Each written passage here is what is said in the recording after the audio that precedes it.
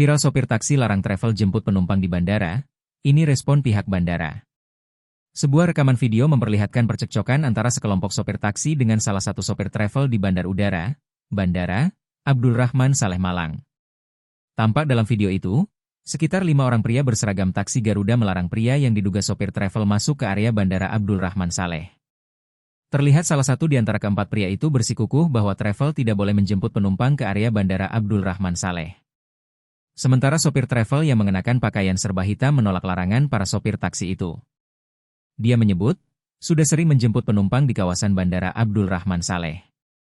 Kepala UPT Bandara Abdul Rahman Saleh Purwo Cahyo Widiatmoko membenarkan bahwa peristiwa itu terjadi pada 5 Januari 2025. Purwo menyebut bahwa pihaknya sudah rapat dengan Pusat Koperasi Angkatan Udara, Puspau, Garuda selaku pengelola taksi Garuda, dalam rangka merespons kejadian tersebut.